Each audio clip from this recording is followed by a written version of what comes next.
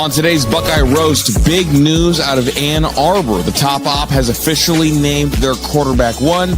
We'll talk about what it means. We'll also hit some headlines. Dave Portnoy, being from Ohio State, what's real, what's noise, and why could this be? Plus, Quinshon Judkins could return. We asked the big question, is the regular season ruined by the expanded playoff format? We'll debate that, run through some week one trap games, and hit all things Buckeyes. I'm Chris Drew, and I'm feeling anxiety for week one. This is the Buckeye Roast on Dead Air Sports, right here with Ron and Q.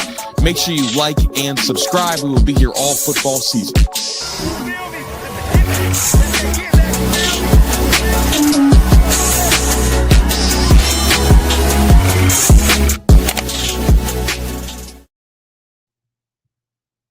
Good morning, good morning, good morning. We are back for another episode of the Buckeye Roast. It's your boy Ron James here with my guy, Smash That Like.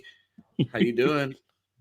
Just trying to get a like out here. Got to do what you got to do. But what's going on, Ron? Good, man. It's finally game week. We're officially here. So, hey, man, a couple more days of college football. Counting them down. Yeah, man, the people need to do you a favor because AI has officially identified you as Smash That Like as the official co-host of the Buckeye Roast here with me.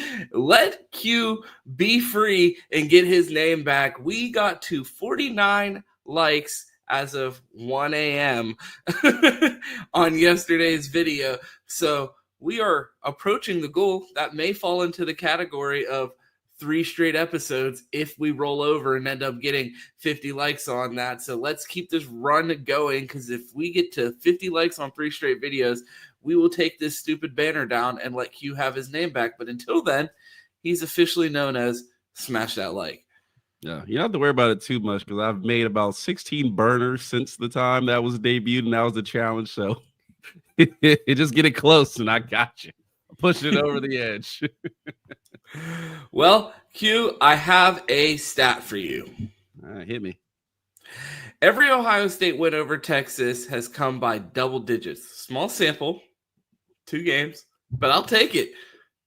I'll say that's not bad, man. It seems like when we do play, we play well. I mean, I talked about 2005 last time. I do remember 2006. We went there and absolutely blitzed them. Then Ted getting bonanza that happened down there, and also James Laurinaitis with the strip sack right across the goal line. So, or it wasn't a strip sack, but they ran and it was a fumble. He hit it down. One of the great plays of college football that year, and I believe he was All-American that year as well. So, good stuff. Absolutely would love to see our Buckeyes get it done by double digits. Man, would that set the season off the right way, having a double-digit win over the number 1 team in the country. You wouldn't be able to tell me shit. They'll hear you on the moon. They will hear us on the moon. Q, we got some comments to get to.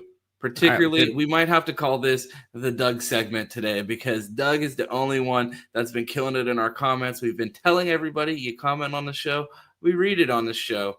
Doug's showing the most love, so we got to get to some of these comments from Doug. I think Simmons made a mistake posting that picture saying man, I literally said while I was screenshotting this, I need to make sure that I'm hitting read more on these. I did not.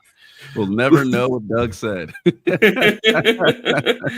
Q, take it from the top. Read it while I go find the actual comment.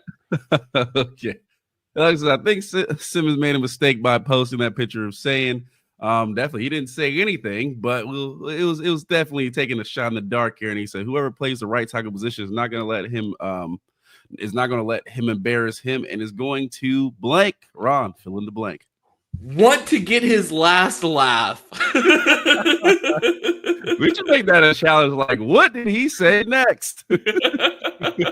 That might be a new thing. We're actually not going to hit read more, and we're going to fill in the blank with the chat and guess what the comment actually said. Finish that comment. New segment born out of bad preparation and production. in today's show's comments, finish the previous show's comments. That would actually be pretty fun. But yeah, no, I think it's a big challenge for the offensive line on Saturday. Obviously, we've heard Saravel, the new first rounder that we have at left tackle, as history would tell you. So that right tackle battle should be finishing up, and we'll see. I think the guys are going to play well on Saturday. Paul Feinbaum has enormous ears, a big mouth, and a non-functional brain. I was going to say, well, a lot of talk about Paul Feinbaum's ears and not that awful haircut. It's making me think I got some crazy ears on me. I take this hat off. Maybe people ignore my hairline. I might be going non-functional brain. They call me the Paul Feinbaum of Ohio State on Bleacher Report. My haters over there. So I don't know, Q. Doug might be onto something. That's one of the things in history I've never gotten. Like once your hair is gone, like all the way here, and you just have the sides going around, it's like I've never thought like, damn, that's a look. Like I was one of those historic haircuts where I'm like, just cut it off, or it's 22. Get a wig. You know, I wouldn't be mad at it. Is this your official announcement that you will never be sporting a horseshoe? I will have a wig before that happens. Literally, if you put a wig on it, probably would look better. I wouldn't be mad at it. We have a comment from Asian Posh. Good morning. It is a good morning here in Pittsburgh at 1 a.m. as we record this show. The Buckeye Roast, we said that we were going to be pre-recording this at night. Well, it's actually still morning for me because we've been recording this at 1 in the morning. So, Yes, it is a good morning. So it felt uncomfortable when we started doing the show initially at, 8 p.m., 7 p.m., because we're so used to doing it in the morning, and then I had to fake the good morning. Now I'm doing this show right before bed, and it is morning when I'm talking to you. So we're getting pretty authentic around here, Q. I'm not mad at it. Keep it rolling, man. Let's stay authentic. Capital City 512, Texas 42, OSU 17. Horns up. Shout out to the Algo and the Texas fans finding the show. I hope you enjoy it while you're here, and I hope you're here on Monday when we have a chance to talk about the result of the game. Well, Def talk your trash in the comments. I mean, I'm pretty sure you listened to Paul Feinbaum before coming here and commenting that. So if that is true, then hey, he's certainly got a point. But we'll see on Saturday. I heard they're flipping burgers in Columbus, so we'll see. Archie QB1. Q, I'm going to have to admit right now, my Yankee ass had to read this at least 7 times before I realized he was not dissing us. And I was trying to get the joke. Nope, he's just talking about his meal he's excited for. Deer meat for dinner Saturday. I'm cooking. I thought this was some sort of dig at the Buckeyes. And I was like, no, bro's really cooking deer for the game on Saturday. So shout out to him. Appreciate you guys finding the channel. That's what I'm saying. Deer burgers on Saturday. I'm with it. Arch QB1. Back to our guy Doug. While the song was playing, I was watching a video of still pictures of Ukraine celebrating Independence Day. I thought that music was embedded in the Ukraine video. Whoops. I think he's talking about the Ohio outro. Yeah, definitely. That would definitely work for an Independence video. I don't know if it'll work for a hype song, but hey. That song sounds like road trip music for a movie, not something that is going to amp up the crowd. Hey, man. Ross Bjork doesn't deliver recruits, but he delivers bangers at the Ohio Stadium. So you can't complain about everything. I mean, Ohio State fans would like a word about that. Game week, man. We're positive. Let's keep it rolling. Is that all the comments? That's all we got. All right, play the song. Let's get to it.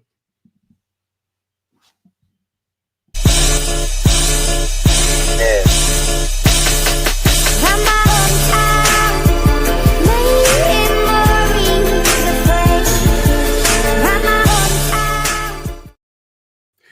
A little peek behind the curtain there. I go to click and play the music as I'm also going to adjust my shirt, and I get caught with my hands in the air like Ricky Bobby. I don't know what to do with them. I didn't actually click the video, and now my hands are just on screen. What do I do? Fix my shirt or play the video? I opted for play the video. You look like you hit the wrong button. I'm like, what button did he hit? No, I clicked and my mouse just was not having it. It was like, nope, not today. It's too late. Put some new batteries in here. Fair enough. Action-packed show today, Q. I say that every day, even though when it comes time to write this show, I'm like, what's there to talk about? We've been waiting to play Texas for 9 months, but somehow we find something to talk about every day. And Q got a video. I honestly, I'll let the video speak for itself. Why the did you bulk up? Like, this is actually ridiculous. What are you doing, guy? And we all have Marvin Harrison. So do your rant about Harrison. So Marvin Harrison Jr. obviously had a disappointing rookie year. To say the least. I still maintain that if his name had not been Marvin Harrison Jr., if it had been like Dave Harrison, son of Marvin, Malik Neighbors would have gone over him. So he's drafted and has this one a year, and he comes in this year and he's absolutely ripped. He's got the huge biceps, like he's added 10 pounds of muscle. And I'm like, you're a wide receiver. Why are you having big biceps? Why are you getting your arms larger? Nobody was ever like, you know what Marvin Harrison Jr. needs? 10 more pounds of muscle. No. That's what he was missing. I remember David Boston way back on Arizona.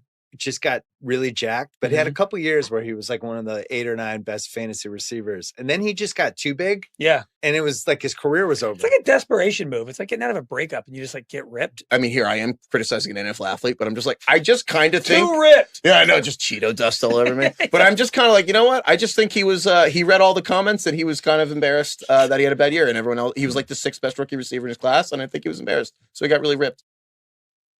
Q, I'm so glad that the picture was framed like that so people could see how round his face is in comparison to mine, because it's been so long since I've been to the gym, I could write it off as a donation on my taxes. And this guy has the nerve to talk about Marvin Harrison's physique. But I don't expect anything less from a Bill Simmons podcast, the guy who once said that women in the WNBA should play pregnant. That's how unserious the commentary is over there. And to see them say that Marvin Harrison Jr. bulked up because he just had a bad season, not because he had one of the biggest war criminals as a quarterback in Kyler Murray throwing him the ball, or actually not throwing him the ball. A wholly unserious take by everybody involved on that podcast. Like, when you think about it, it's like maybe Marvin Harrison saw a freak show in Jeremiah Smith come into Ohio State as a true freshman and look exactly like Marv did in year 3 and say, I might bet it. It's like that moment in the Last Dance where it's like this fundamental moment for Michael Jordan in his career, and he's like, man, I should start lifting weights. It's like, oh, wow. The greatest athlete ever was like, man, you know what would make me better? Working out. They're like, oh, he's doing the David Boston. I'm like, or maybe he's doing what every other professional athlete has ever decided. Maybe I'm going to transform my body to be the most elite person I could possibly be. I'm guessing when Giannis put on all that weight and became an MVP caliber player, he was just doing the David Boston, according to Bill Simmons. Yeah, he gets worse. I mean, I didn't even know Bill Simmons talked football. I mean, I know him from way back at Grantland with Jalen Rose. And I don't know the depths of his football knowledge, but that right there tells me he should not be talking football nor have a podcast referencing football. And these guys on here clearly do not know how football works. I mean, clearly they've never seen DK Metcalf, they've never seen AJ Brown, none of these physical receivers. I don't think you quite get worse. Also, Marv is what, 22? Like, it's not like Marv is 34 years old. It's like, oh, let me add this bulky muscle at the end of my career. Like, he's still growing into his body. And that's why we need football to be played, because we are 4 days away from kickoff, and we got guys out here giving analysis that, oh, Marvin Harrison's out here getting buffed for the hose. Like, what? Just kick the ball off already, because I cut everybody's mic off. We might need to do a podcasting freeze, because clearly everyone has run out of shit to talk about if this is the type of commentary that we're giving a week before college football and NFL kickoff. No, see, Ron, I will argue the opposite. I think we need this content to come out, because that tells us exactly who not to watch when the season starts. And say, okay, when I go to my analysis, let me avoid the Bill Simmons podcast and move on over and watch the Buckeye roast on Dead Air. Let me listen to the two guys breaking down the bad analysis, not listen to the bad analysis. It's just such a terrible take on football. It's like Marv was known as one of the hardest workers in the Woody. You couldn't get him off the field, running routes, getting better, working on his ball skills. Like, clearly, he didn't just go and lift weights in his first NFL offseason and do nothing else. Like, you just go to his Instagram. I'm pretty sure there's probably 4 or 5 highlight videos of him working on his game. So it's just, yeah, I need names. Put them guys out by name. I need to go find who they are, and I'm going to name them on the do not watch list at the beginning of the season. They hit the award show. Bill Simmons and the Not watch list award. Q. Fox has decided to try to ruin other people's lives outside of Ohio State fans while also inconveniencing Ohio State fans because we can never be let out. Yeah, actually, Ron, I want to ask you a question because I seen this. Now, their dispute with YouTube TV, it says that if you have YouTube TV, if this does not get solved in time, and they have like a week to do it because this is now heading Tuesday while the show's debuting. If they don't solve that, people who have YouTube TV will not be able to watch the game. They're not gonna be able to watch Ohio State Texas on Saturday or anything premiering on Fox. So, see, the way you let up with that level of excitement, I thought you were going to inform people what they will be compensated with if they miss the Ohio State game. Q, have you seen what the compensation will be? Oh, no, what is it? Are you sitting? You're sitting down. I can see you. Obviously, get ready. Yeah, hold on. Buckle up, buddy. All right, I'm ready. $10 whole. Bro, okay. Oh, I don't. Honestly, I would rather them show up to my door and kick me in the nuts instead of sending me that email and disrespect me. $10. Let me know in the chat if you missed the game on Saturday and can't watch Ohio State. What are you going to be doing with that $10? Buying gasoline and going to my local Fox. Allegedly. Yeah, allegedly. I don't promote terrorism. I'm just saying, like, if you have YouTube TV and that's what you're relying on to watch the game, you might want to make arrangements at your local bar because it might not be showing.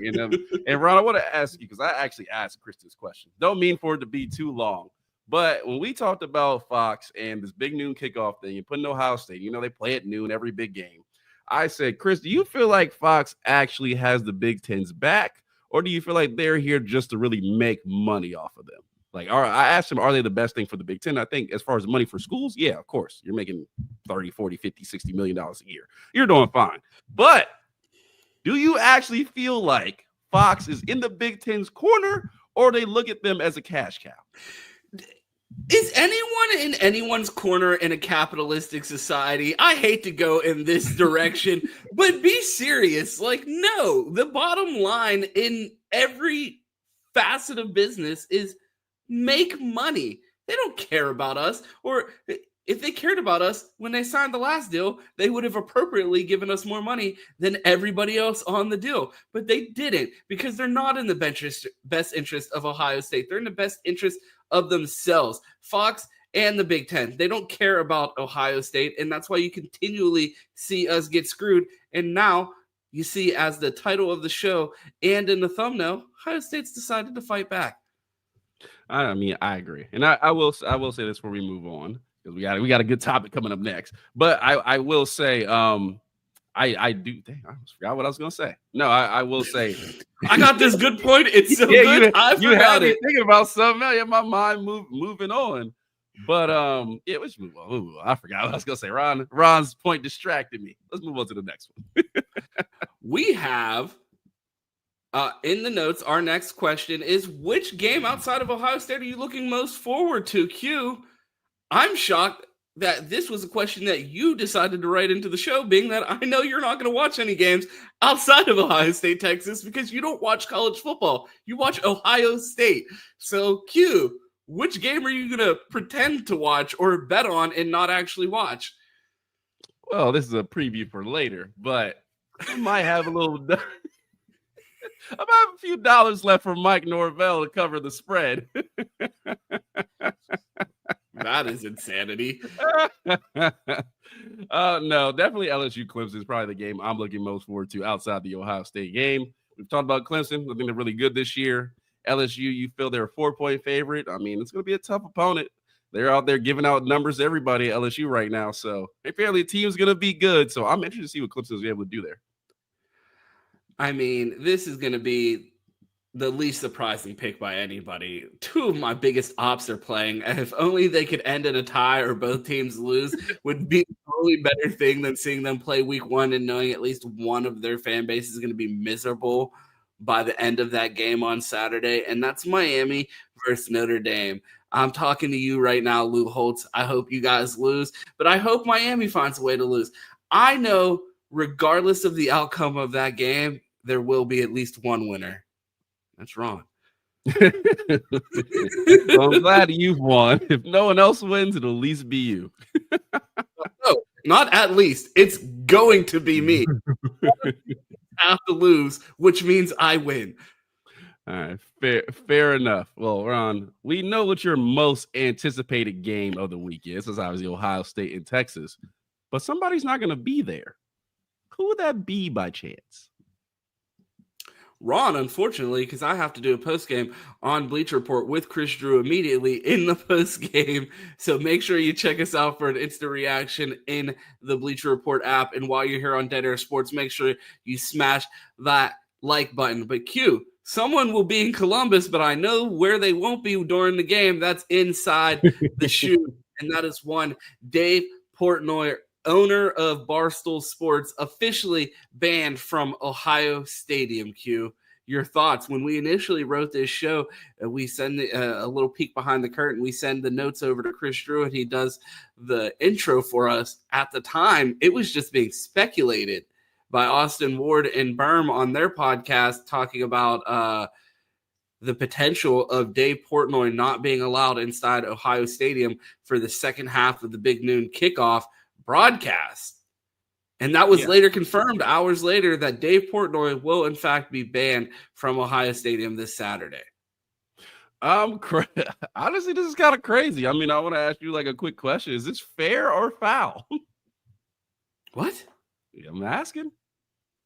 Bro, the only thing that could have made this better is if they handed out tomatoes to throw at him during his Big Ten set appearance. Like the Big Ten Fox has done nothing but antagonize Ohio State with making them carry this brand of Big Noon kickoff and make us play all of our top 5 matchups at noon.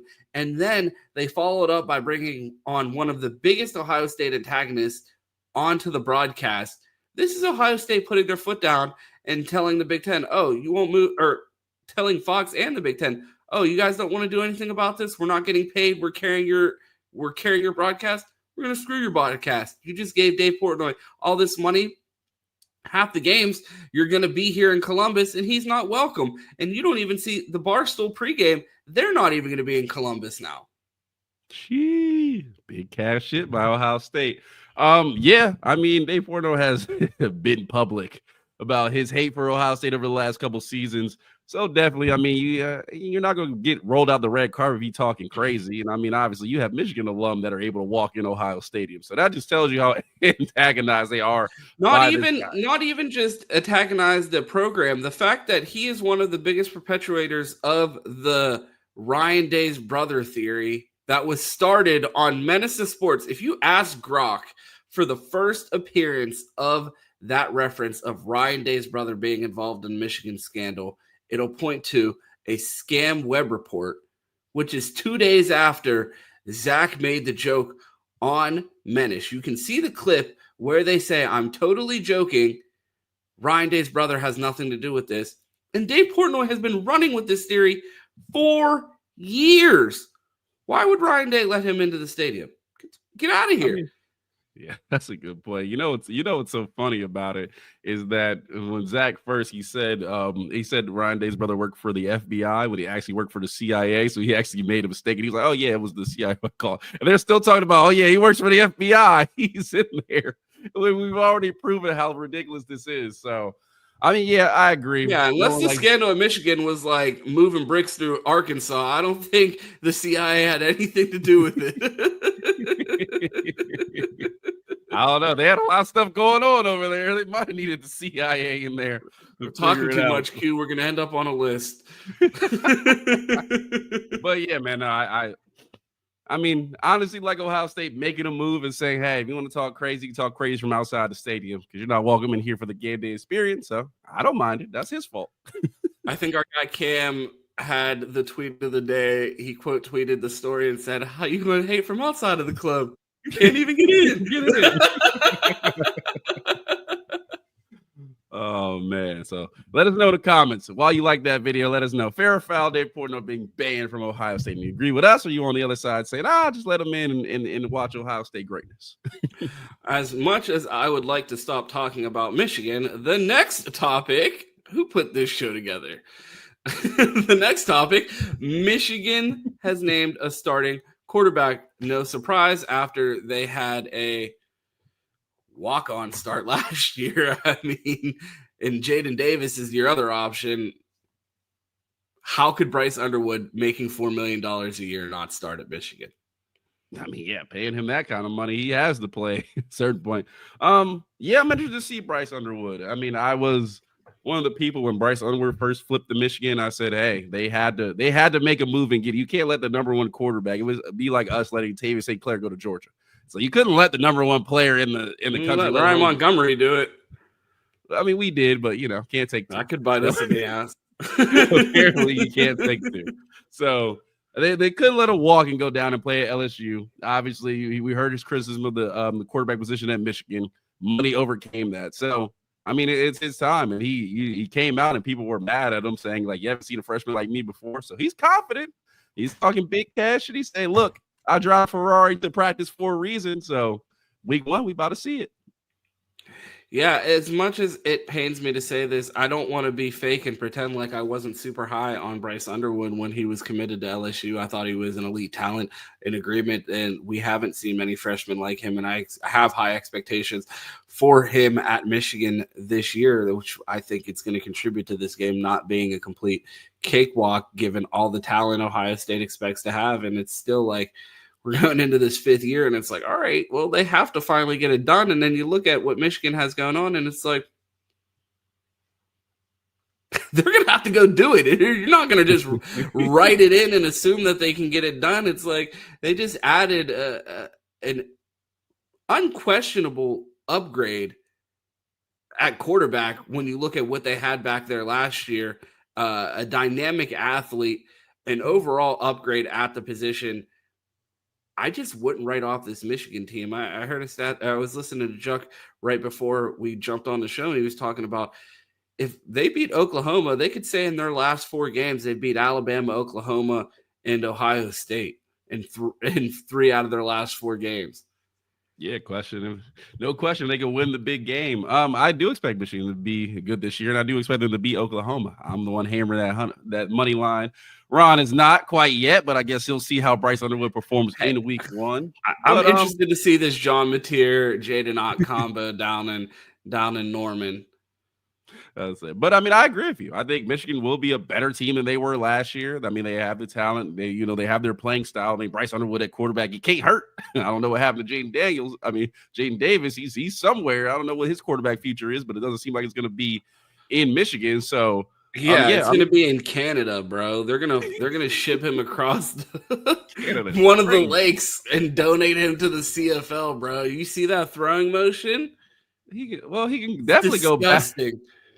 He can definitely go back up Ron 3 5-star Malachi Nelson at least. Hey, Ron 3 5-star Malachi Nelson is starting this year at UTEP. Okay, yeah, thank you very much. Would you rather start at UTEP or than back up at Michigan? I would want to be the backup at Michigan with the way he's going to look when he gets on the field. So I'd rather start at UTEP. All right, fair enough. But I agree with you. I think this team is going to be good. I have them second week going over Oklahoma. I don't think Oklahoma is going to be everything they're hyped up, but we'll see. But it'll be exciting. Like you said, that game in that game in Ann Arbor ain't going to be no cakewalk. So you expect it to be the easier this year. It's not. Ohio State's actually going to have to throw it to Jeremiah Smith. Yeah, well, maybe we should try that. Or maybe they should open up college football free agency. Ooh. And the Buckeyes should get on the waiver wire right now and add a running back. Is there any running backs that recently played here that would just aren't doing anything? Well, it just so happens that there's a dumpster fire of an organization right up in Cleveland called the Cleveland Browns, and they drafted a guy named Quinshon Judkins who won a national championship at Ohio State and has not signed his contract yet and is technically eligible to return to school. And by technically, I mean not at all. Because once you declare for the draft, you immediately forfeit your eligibility, and it will require a court case challenging the CBA to allow him to return to college. But it's not like we haven't seen Buckeye running backs take challenges against the NCAA to court before. So wouldn't be the first time we saw it. Q, how would you feel about Q coming back to Ohio State? If he could come back to his running back room, I would certainly take him. I'm wondering if we're going to get one of those bench warmers moments where he puts on a mustache and say, I am 18. He's like, all right, well, he's got all the official paperwork. So who do you think that Ohio State security is on the lookout for more? Dave Portnoy in disguise or Quinshon Judkins in Bo Jackson's uniform? Holy crap. It's 1:30 in the morning. Please forgive me. I'm trying. My eyes like twitching. It wants to go to sleep so bad. You know what? I don't really watch Barstool, but hear me out though. But I would tune in and like if they have both Dave Portnoy and the College Stallions put on disguises and try to make it into Ohio Stadium on Saturday to watch the Texas game. I would love to see it. Only if a part of the production it is guaranteed the final boss that they have to get past to get into the stadium is Coach Mick and CJ Barnett. What would you put their chances of making it into the stadium if you turn this into a reality-style TV show? Connor Stallions and Dave Portnoy in disguise. They get to the final tunnel, and they're lined up like an Oklahoma drill. Coach Mick, CJ Barnett versus Dave Portnoy and Connor Stallions. I would probably watch that over the game. That has gone off the rails. The situation where that happens is utterly ridiculous, but I'll let you have it. No, I would love to see them try to sneak in the stadium and then to get like a selfie in the picture with the scoreboard. That would be must-watch TV.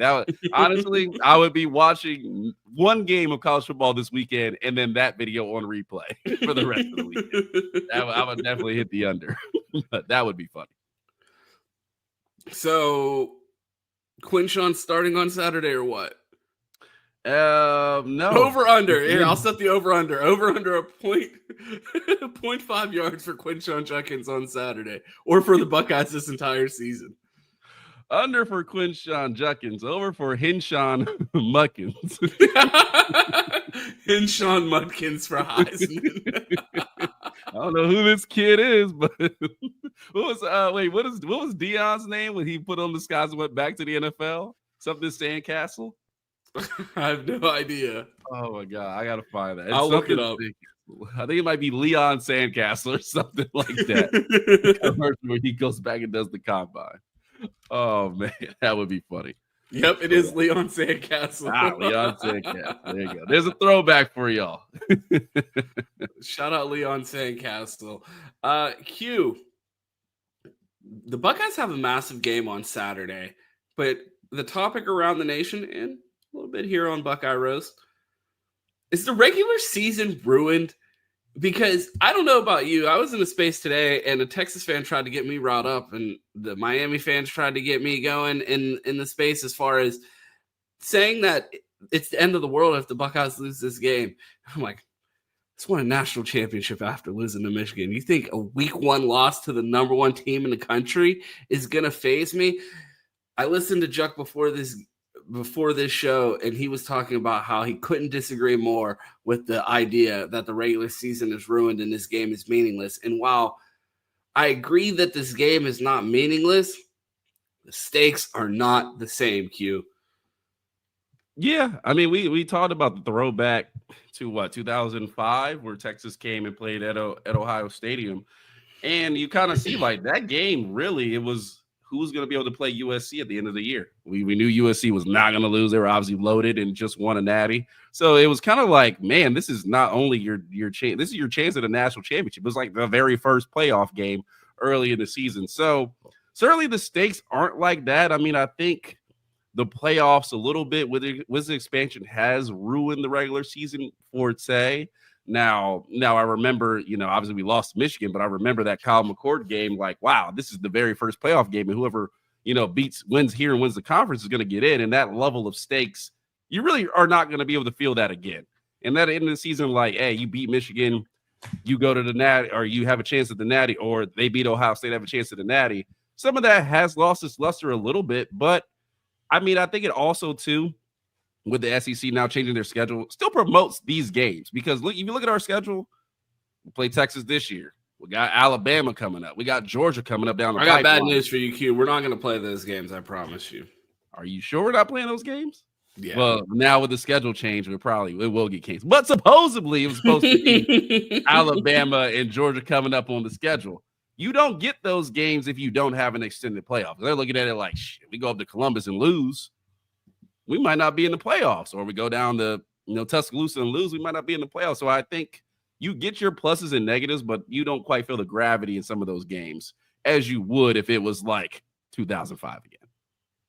Yeah, and I think this might be a spoiled Ohio State fan take just because I feel like we forget how not regular it is for teams to just be guaranteed 3 wins or no more than 3 losses in a season. Like the Buckeyes haven't had more than 4 losses in a season, I think more than twice in my lifetime. So it takes the energy out of programs like Ohio State that are consistently at the top where they have way less at stake during the regular season, given the fact that they're not going to lose 4 games and they're going to play for a playoff regardless of how the regular season shakes out.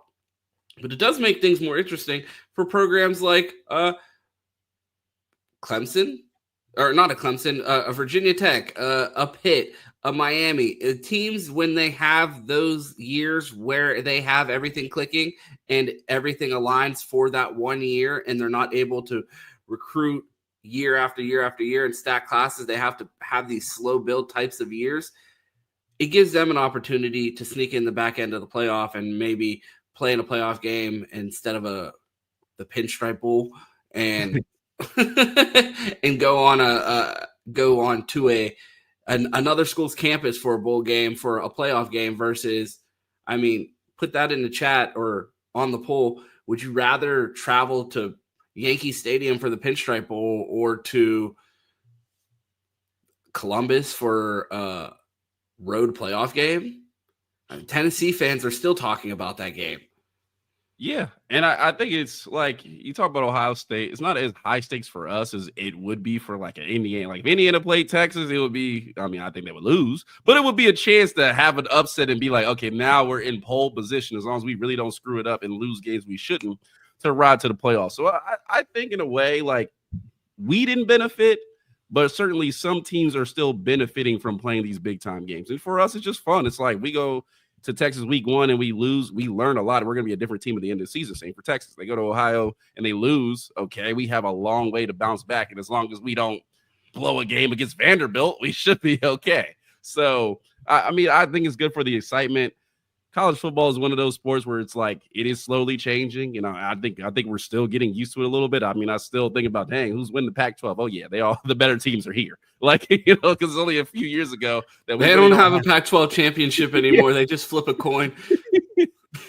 Those things no longer exist. And if you're a traditionalist, you're like, man, I used to miss those games where USC was good and we actually would have some good football later in the day.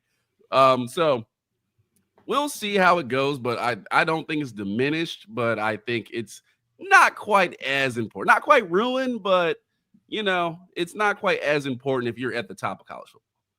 I should call this segment Juck Said. He made a great point when talking about this and mentioned the stakes could get really spooky for the Buckeyes if you think that the Penn State game is a coin flip and if the Buckeyes were to lose to Texas and then lose to Penn State. I don't think that's going to happen. But in that scenario, it would make that Michigan game infinitely more interesting. Yeah, I mean, it would. If you take the games right now, you say they lose to Texas and Penn State, they're still in. I mean, they just can't lose a game that, you know, they shouldn't. And obviously, they shouldn't lose Michigan. They still have more talent than them this season. It'll be a harder game, but on paper, they should be able to go in there and win. So You feel like without an utter collapse, we should be fine. Or, I don't know, they lose some game they really just shouldn't. You feel like they should be fine. That really doesn't happen in the Ryan Day era. Like, knock on wood, thanks to Urban, but he's no longer here. So you feel like, yeah, the rest of these games should be pretty comfortable. And you don't see something coming out of nowhere and knocking them over. So, I mean, we'll see. Urban's not here anymore, so we have Ryan Day. The only issue we really have during the regular season is against formidable foes and that team up north, whereas Urban loved himself a trap game. So Q, we are going to end the show by talking about our potential trap games for week 1. Would you like to do the honors and start with your first trap game to watch, even though I'll probably watch it and you won't? Most definitely here. So, my first trap game to watch, and this is not much. I feel like it's a high ranked game, but a game I'm really looking forward to is the LSU Clemson game. I feel like Clemson. How's that a trap game? Like how? It's not like one of the national championship favorites is going to sneak up on you in a battle for who gets to claim their stadium, Death Valley. Like there's so much on the line. Like how is this sneaking up on? This is not a trap game. I feel like Clemson should go in here and take care of business. LSU has not had a good defense.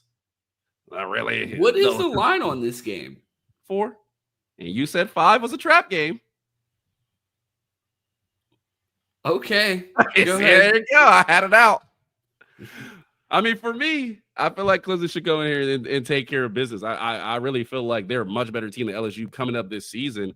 And really, LSU defense hasn't been good. But it's at Clemson. All right, I'm gonna let it slide for the sake of the show. But go ahead. Let me know in the chat if you guys are riding with Q's alleged trap game here. I'm just saying this is for me. I feel like Clemson should easily take care of business. They're at home. They're the favorite, but things do get weird in Death Valley. Maybe it's the other one. But I'm just saying. I feel like they should take care of business. But watch out for LSU in this game. I think LSU can make some noise. And if LSU does win, you're going to be like, I didn't see that coming. And that's something I would say too. My pick Q has the potential to have me looking like a complete idiot on Monday, but I'm going to say it anyways because while I believe this is a trap game, it could also end up with Nebraska completely stomping Cincy. But I think this is an opportunity for Cincy to catch a Nebraska team with high expectations this season. Year 2 jump expected from Dylan Raiola. If they come out here and start slow, I promise you, this Cincinnati team, I can't promise you that. I believe this Cincinnati team is going to come out ready to play, and I don't think they're going to just completely roll over for Nebraska just because they have a 5-star quarterback, and they're going to make Nebraska go out there and earn this win. That's why I believe this is a trap game for Nebraska, especially with this being a neutral site game at Arrowhead Stadium. Fair enough. Yeah, it's going to be interesting. A lot of hype with Nebraska. They're paying Dylan Raiola what, $3 million a year. So he's seeing way more than I'm making. So Q, make sure you credit whoever made that graphic. I believe it was Blue 90 because they were in our mentions bitching because we put it on the screen and did not credit them. So shout out to Blue 90 for making a graphic. If that was even who, I just said a name. Okay, you just made up Blue 90. No, that is a company, and that might have been theirs, but hey, well, anyway, shout out to Blue 90. Appreciate you watching. They're killing it on the graphic. Make sure you like that video while you're here. If they didn't, they earned one right now. We're like, our name is Blue 80. You know who would have made it a lot easier? Put a fucking watermark on it. Or your logo somewhere, so it's on the screen. Like, I don't know. You know what? According to On3, and then I put the big On3 logo on the screen. Like, watermarks, my guy. Yeah, man. I'll say I need On3 up here saying, "Hey, man, shouts out for our logo in the comments." So On3, you're up next. But yeah, most sue me. Sue me. What movie? Yeah, I expect Dylan Raiola to take care of business. He's making a ton of money, so we'll see if he's able to take care of business again against Cincinnati. Another one I'm looking forward to, Ron. You can't say this is not a trap game. This is more of a traditional trap game. We have South Carolina and Virginia Tech. Now, being a homer here, you know I have love for Virginia Tech. That's my squad. Shout out to my guy Gabe Williams. But Virginia Tech last season was in a lot of games you felt like they shouldn't be. Team is definitely running it back. They got a little better, returning quarterback. So I think Virginia Tech has a chance here. And South Carolina, all up in arms about we weren't in the playoffs. You better watch out week 1. I might put some money on that spread and say Virginia Tech is going to roll. I like that pick. I feel like Virginia Tech is a team that even when they're terrible, they could ruin someone's season. So I'm right there with you. Yeah, and that fits your trap game narrative, Ron. But which one do you have next? I'm over here Googling movie quotes because I'm just praying that Farva is watching the show today and gets my Super Troopers reference, because Q, while he's the movie guy, his biggest lack in movie knowledge is stoner comedies, which is like literally my only genre of movie. So as far as movie references that either one of us get, Q doesn't get any of mine. And when he does Marvel stuff, I'm sitting over here like, No, sorry, Ron. I'm more into alcoholic dramas. So that's my favorite reference. So my bad on that one, big dog. My next one is Georgia Tech at Colorado. Q, if you didn't know, marijuana is legal in Colorado. They got it. They're like, hey, Ron, we're right with you. Yeah, the folks on Colorado during this segment, they absolutely caught the Super Troopers reference. Georgia Tech at Colorado. I am a big believer in Haynes King. Most people are not. I feel like the level of trap game that you believe this to be depends on how much you believe in Haynes King as a quarterback. I think slightly higher of Haynes King than most, so I have higher expectations for Georgia Tech than most. So I think it would be terribly disappointing if they were to go on the road and lose to Colorado. I am also in the minority of people that believe in this Colorado program. I love what Deion's building out there. I think Jordan Seaton's a monster. He has 2 quarterbacks fighting. Caden Salter, serviceable quarterback. Juju Lewis, one of my favorite quarterback prospects in recent memory. So I'm excited to see what they end up doing out there at Colorado. I think this could be an interesting game, one that I will have my eye on, and I think would be categorized as a trap game, because if Georgia Tech were to go on the road and lose to Colorado, I think that would be a disappointment for everybody. Fair enough. So stay away from Georgia Tech money line. I mean, I wouldn't necessarily say that. With the spread, I'm sorry, not money line. Georgia Tech spread, -5.5. Yeah, I don't love that. All right, fair enough.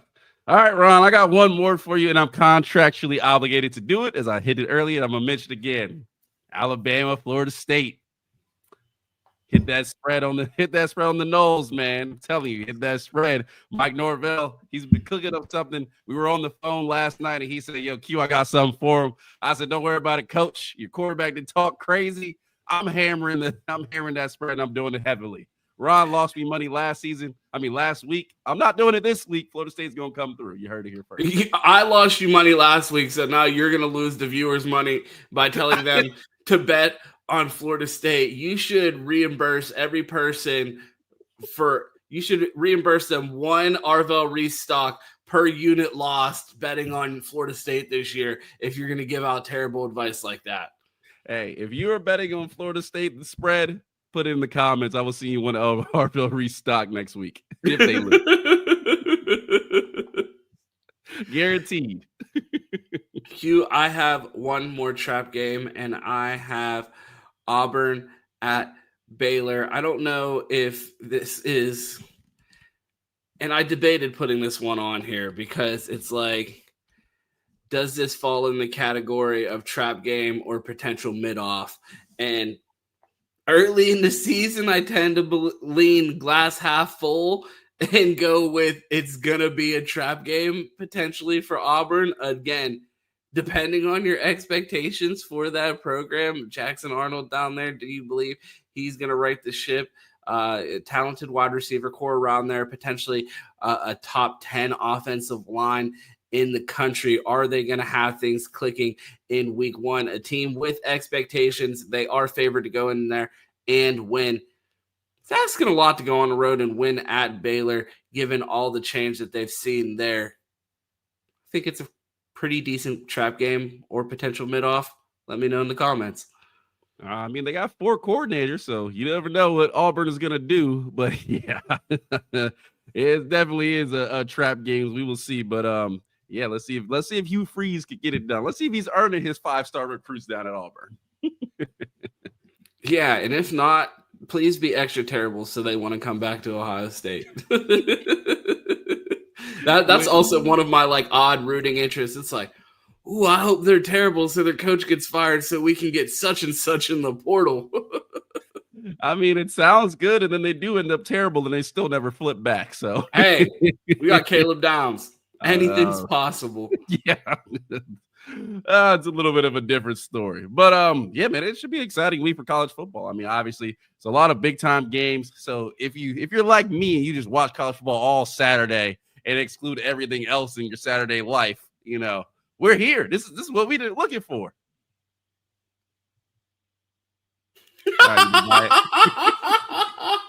You thought I was frozen. No, I was just in shock that you even were able to deliver that unserious ass take of like the most college football that Q sees on a Saturday post Ohio State game is whatever game he happens to glance at as he's walking to the pisser at whatever bar he's blacking out at. I should have extended that speech by another 25 seconds and it might have convinced you. The true college football junkies. It's our time of year, man. You know, put the fun away, put the kids to bed. It's time for college football, baby. We're rolling. It's Saturday. Absolutely. College football is officially back. The show is back. I'm super excited for the regular season jump that we are about to see. I can't be more excited for Ohio State to kick off this college football season. Q, let the people know where they're where they can find you all college football season where you're not watching college football. Well, first of all, go ahead and smash that like. My guy Ron deliver you late night content so long. He said, I want to be authentic and make it early morning content. So that's exactly what he's doing. You can smash that like button. Again, hit those comments. Don't let Doug be the only one down there. Shout out to Posh. She was in there too. But make sure you smash those comments. Let me know what game you're looking forward to, what your trap games are, all that good stuff. You want to find me, I'm C-Boy Quentin on Twitter, Flying Johnson on Instagram, and I'm here Monday through Friday with my guy Ron here at Dead Air Sports on the Buckeye Roast. Ron, where can they find you at? Well, they can find me in 5 hours telling people to smash that like button in the live chat. If you're still watching this and you hear me telling you that it's 2 a.m. and you know that I'm up 5 hours later asking you to smash that like button, please do us the simple favor and go ahead and smash that like button right here on Dead Air Sports, where you will find me and my guy Smash That Like talking all things Ohio State football and college football right here on the Buckeye Roast at 8 a.m. right here on Dead Air Sports. A big shout out to our guy Chris Drew for helping us out with the intro. Everybody seems to love those in the comments. A big shout out to our guy Doug, who kills it in the comments every day. All the people that choose to support us here over at Dead Air Sports, we really appreciate you. We can't wait for this season to get started. If you want to find me, you can find me on Twitter at 2Ts. It's 2_TEES. Also, for updates on my secret TikTok, I've been in TikTok hell for the past 2 days, and I'm excited to report business is booming again. Q, that's all I have for us. You know how this thing ends. It's always go Bucks, and of course, OH. IO. We also have a new intro because the last one was way too long. Texas at Ohio State. Outro.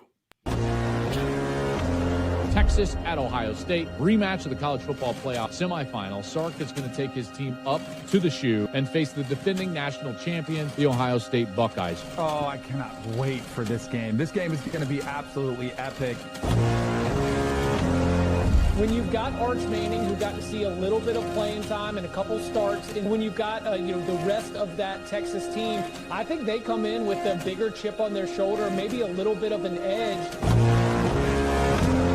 They've got a new quarterback in Julian Sand that has all these expectations, and the one thing that's probably not getting talked about enough, they got the best football player in the country on offense in Jeremiah Smith, and potentially the best defensive player in the country in Caleb Downs. So it's not like they're going to be devoid of talent. which quarterback meets the moment. Dare I say, which quarterback plays lights out. I don't think you can just game manage your way through this thing. I really don't.